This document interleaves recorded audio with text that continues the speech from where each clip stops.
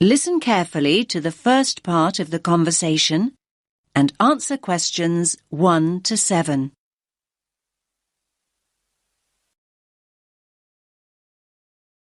Rita speaking. What should I do for you?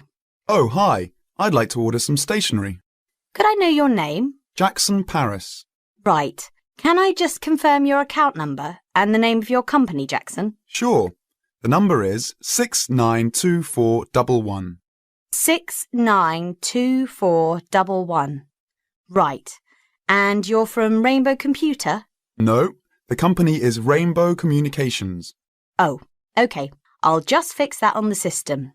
Communications. And what would you like to order, Jackson? Envelopes. We need a box of A4, that is, normal size envelopes. White, yellow or manila? We'll have the plain white, please, but the ones with the little windows. OK, 1 box. A4, white. Just 1 box, was it? On second thoughts, make those 2 boxes. We go through heaps of envelopes. As a matter of interest, are they made from recycled paper? No, you can't get white recycled paper. The recycled ones are grey, and they're more expensive, actually. Right, we'll stick to white then. Something else, Jackson? Yes, we need some coloured photocopy paper. What colours do you have? We've got purple, light blue, blue, light green, whatever you want pretty much. There are 500 sheets on the pack. Let me see. We're going to need a lot of blue paper for our new price lists. So can you give us 10 packs, please? Make sure it's the light blue, though. 10 packs of the light blue. Anything else that we can help you with? Let me think. What else do we need? I'm sure there was something else. Pens, paper clips, fax paper, computer supplies, office furniture. Oh, yes. We need floppy disks. Do you have those nice coloured ones? Yes, but they're a bit more expensive than the black ones. That's all right. I'm not paying anyway. Right, floppy disks. What about diaries next year? We've got them in stock already, and it's a good idea to order early. No, I think we're all right for diaries, but something we do need is one of those big wall calendars. You know, one that shows the whole year at a glance. Do you stock those? We certainly do. OK, can you include a wall calendar then, with the other stuff? Just make sure it's got the whole year on the one side. Sure. Now you have some time to look at questions 8 to 10.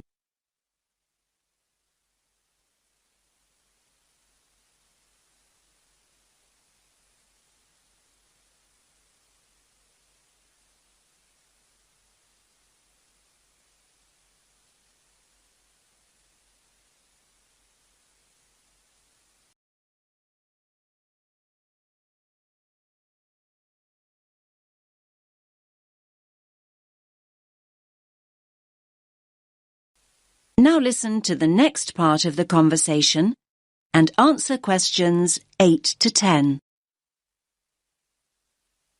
And do you have a copy of our new catalogue? No, I don't. But would you send one? Yes, I'll pop one in with the order. You'll find it a lot easier to remember what you need if you have our catalogue in front of you next time. Yes, good idea. And when can you deliver this? Should be with you tomorrow morning. Can you make sure that it's not after 11:30 a.m? Because we have to go out at 12. There's only myself here on Fridays.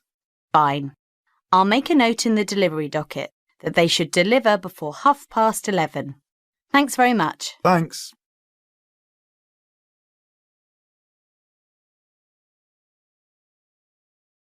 That is the end of part 1. You now have half a minute to check your answers.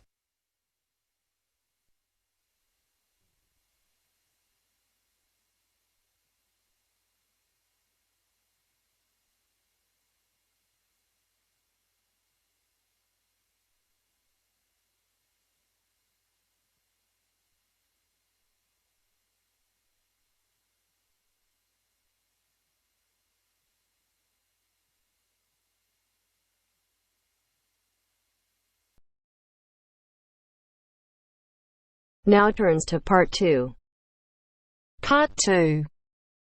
You will hear an extract from a talk about the Scottish Highlands. First, you have 30 seconds to look at questions 11 to 18.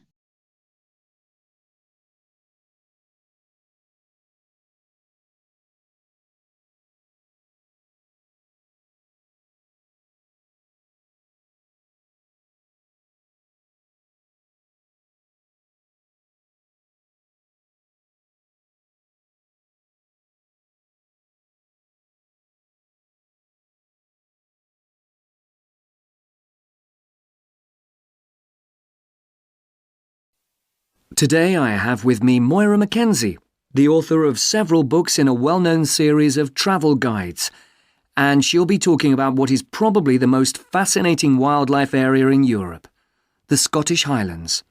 Moira. Yes, that's right. And it's a wonderful place to visit with lots to do in an area that makes up over half of Scotland. Including the 790 islands that lie scattered around the coast, it covers 39,000 square kilometres. Getting there is easy. From here in Glasgow, a good starting point is Fort William on the west coast, with regular bus and rail services linking the two. I'd recommend the train, which takes 4 hours to get there. Alternatively, you can take the Highland Line, which takes the more easterly route up to Inverness. That, in fact, is a bit quicker, taking around 3.5 hours to cover the 280 kilometres from here. There are also two main options by road. You can take either the A9 up through Stirling and Perth and then on to Inverness, or else on the west there's the A82 which runs up to Fort William and then, if you want, on to Inverness. Now, a lot of people associate the Highlands with bitterly cold weather, but in fact the region has a generally mild climate as a result of being surrounded on 3 sides by sea, particularly the warm waters of the Atlantic. At sea level in the west, for instance, the temperature ranges on average from a minimum of 1 degree centigrade in January up to 18 in July, and you can actually see palm trees growing there. Obviously, though, the temperatures will be lower inland and on higher ground. You can expect it to rain a lot too, particularly in the west, where annually as much as 2,000 millimetres regularly falls, though this helps account for the rich variety of vegetation and wildlife. When you get there, you'll find there are plenty of reasonably priced places to stay. In Fort William, for instance, you can find a room for the night in a small hotel or a bed and breakfast for just £25, or for £28 to £30 in Inverness. It's probably a good idea to book ahead though, especially in the summer months. With all the leisure, sports and cultural activities on offer, the towns are becoming increasingly popular with visitors. For example, accommodation in Inverness won't be at all easy to find this year around the 23rd of July, as that's when the local Highland Games will take place. So, if your aim is to see the countryside, it may be best to stay in a small village.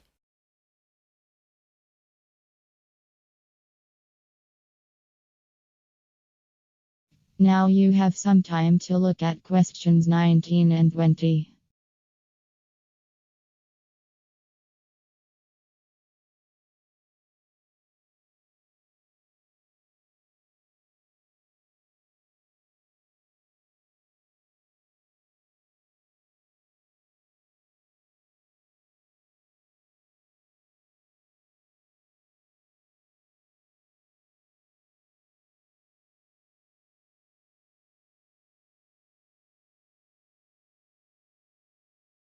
As I mentioned, there's a huge range of wildlife in the Highlands, but for those visiting the area, there are some basic ground rules that are essential if we are to protect it. Firstly, you should make every effort not to disturb birds and animals, and one way of doing this is to blend in with your surroundings, for instance by avoiding brightly coloured garments, such as orange anoraks. To see wildlife clearly, it's best to use binoculars, keeping your distance. This is particularly important during the breeding season. Wherever possible, use a hide so that they are less likely to detect your presence.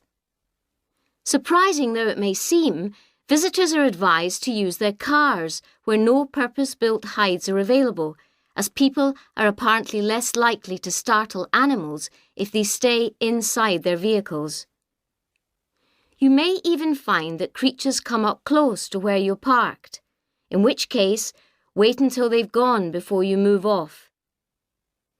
It should really go without saying that it's essential to be as quiet as possible, though sadly some people need reminding of this. Oh, and one other thing. Wild animals and pets don't mix, so please leave your dog at home or at least somewhere he or she can't chase the wildlife or damage their habitat.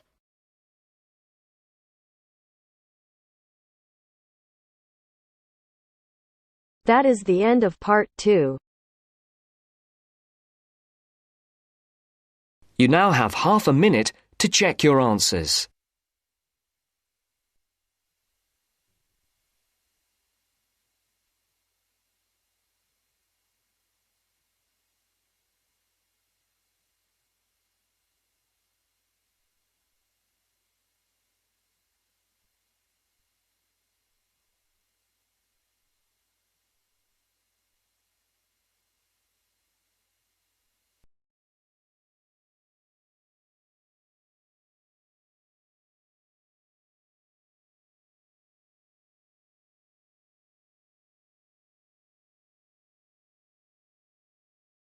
Now turns to part 3.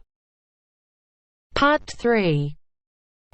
You will hear a discussion among 3 students who are organising an international film festival at their college. First, you have some time to look at questions 21 to 24.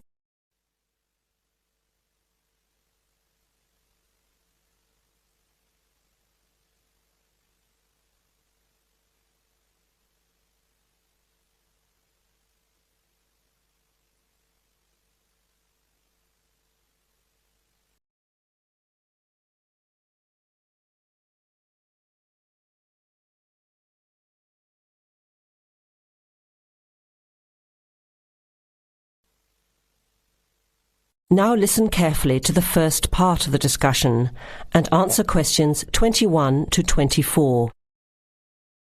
Thanks for coming to this meeting on such short notice, Anna and Veronica.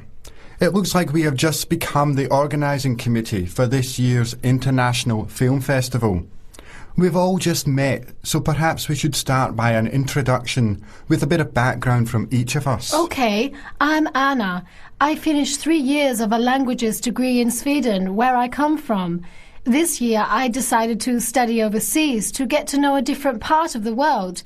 I'm also a big fan of European cinema, especially French and Italian. Those are the languages I majored in, along with English. To me, film is a great way to learn about the rest of the world. I was in the film club at my university, so when I saw the notice asking for volunteers, I thought it would be a good way to meet people and get involved in something I really enjoy. Thanks, Anna. My name is Veronica and I come from Italy. I'm doing graduate studies in English literature. I went to some of the films in the festival last year and enjoyed them. I especially liked the video interviews. That was when I decided to get involved. I used to do film reviews for our student newspaper back home. Hi, I'm Chris from Scotland and I'm in 4th year journalism. Cinema is my hobby. Last year I joined the organising committee just like you have now, and somehow this year I've ended up in charge. I'm actually able to use my coordinating work on the festival towards a credit for one of my courses. I have to write up a report on the festival with recommendations, so that's an extra motivation for me. So I hope this is going to be a good experience for us all. OK, where would you like to start? How about a general overview of the festival? I don't really know much about it. Well, the film festival was started by International Student Society 5 years ago and has grown every year. It is held over 4 nights during study break, Wednesday to Saturday. Normally we show 3 films a night. Last year we tried to choose films from different parts of the world that fit together in some way, maybe a similar theme. Or we could feature a type of film like action films or science fiction. Now you have some time to look at questions 25 to 30.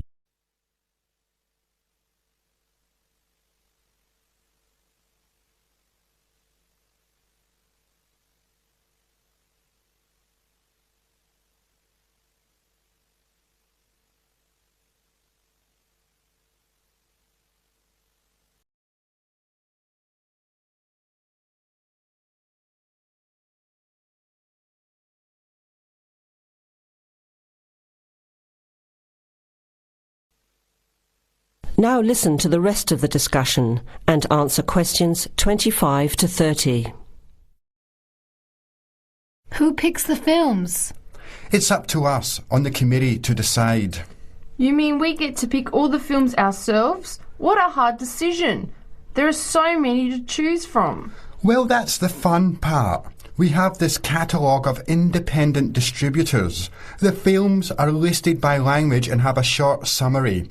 We just have to go through it to find a good combination of films that will attract an audience. Veronica mentioned something about interviews. How does that fit in? We set up cameras in the foyer of the theatre and did live interviews before, during intermission and after the screening. Anyone from the audience could come up and talk about the film. The Broadcasting and Journalism School set it up and ran the interviews. They were shown on big screens around the lobby and in the theatre. It went over really well. We had a long lineup of students waiting to be interviewed on TV. Everybody wanted their minute of fame. Great idea. Yeah, it worked really well. We should certainly do something similar again. Maybe even develop the idea further, like a website with audience reviews and discussion, so we can get as much participation and involvement as possible. Hey, that's a good idea. Can I ask a question? None of the films are in English, right? Are they dubbed or subtitled? Well, we do occasionally choose a film in English, but only from unusual places where the dialect is so strong they sometimes need subtitles, like the Caribbean or even Scotland. The majority of films in the festival are foreign language, dubbed in English. We've learned from experience that students don't like reading subtitles. Maybe they read too much already. Whatever the reason, the subtitled films get smaller audiences, so we avoid them as much as possible. So how large an audience can we expect, and how much does it cost to get in? It costs $5 per film or a $20 pass for the whole event. All 12 films for the real movie fan. We would have broken even last year, except for a bad storm on the Friday night. We almost had to cancel the whole thing. But overall, we had a good turnout, more than 2,000 people in 4 days. Oh, that's what I was wondering about, the financial part. Where does the funding come from? What kind of budget do we have? The festival is subsidised by the Student Council. We generate money through advertising and through admission charges. We'll go over the budget in details a little later, but we've got lots of work to do in the meantime. I guess we have to start pretty soon. Well, I think by the 1st of March at the latest. We need to select all the films. Then we have to find some advertisers to sponsor the event. That shouldn't be too hard. We'll just start with last year's list. Our deadline for that should be the middle of March. By the end of March, we need to design the programme. Then we can get posters made up and distributed in April. Like you said, we need some clever promotion, something to generate interest and get people talking. We have 4 months to get ready. It should be enough time. OK, where do we start? Let's start by talking about films, since that is the best part, and see what we come up with. What was the best film you saw last year?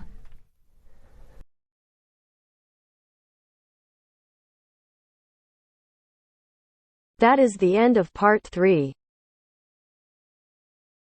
You now have half a minute to check your answers.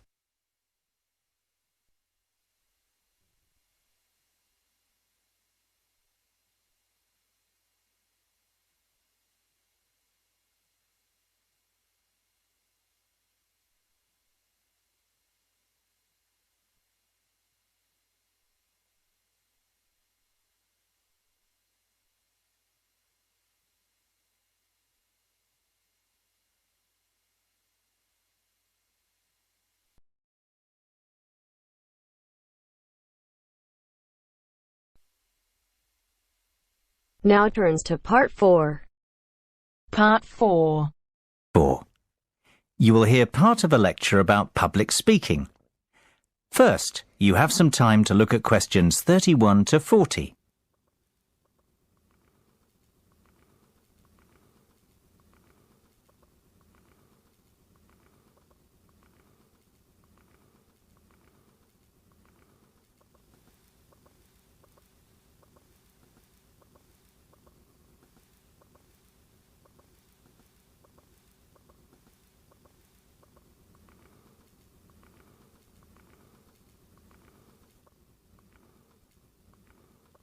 Now listen carefully and answer questions 31 to 40.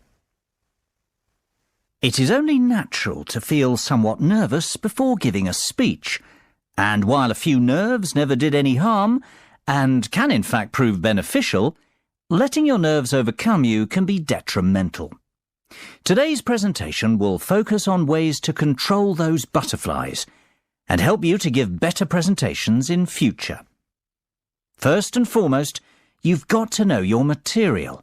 I can't stress that enough. If you fail to prepare, you might as well prepare to fail.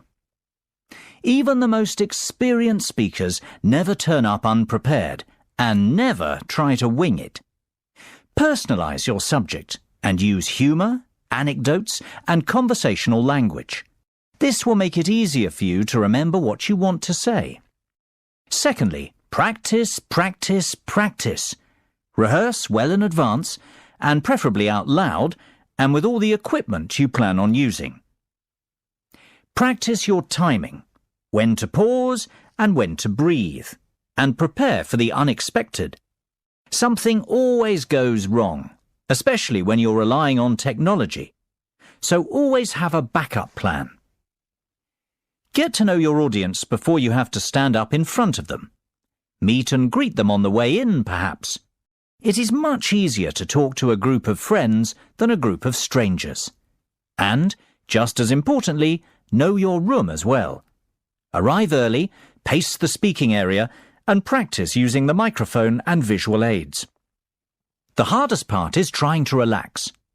Never rush straight into your speech. Begin slowly and address the audience first.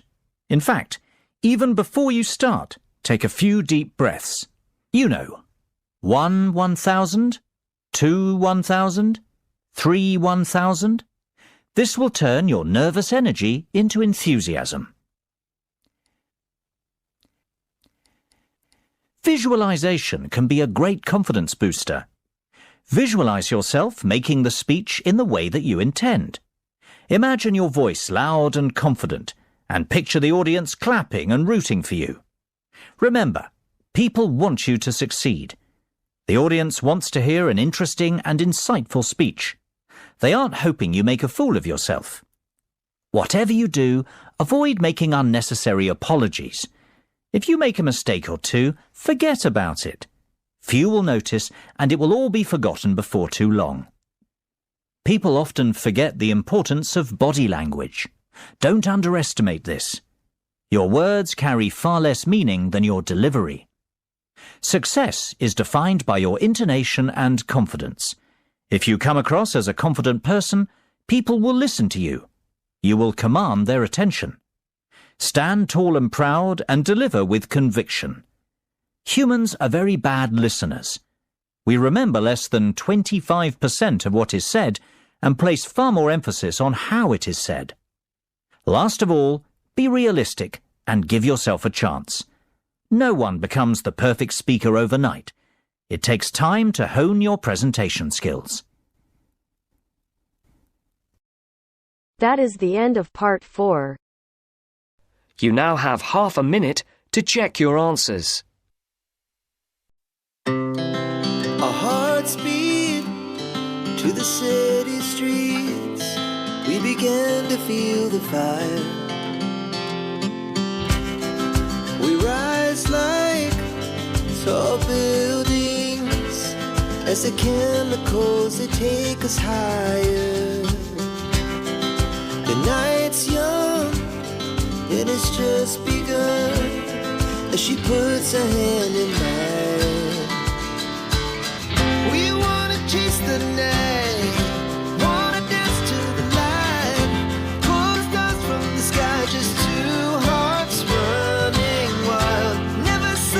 the stars.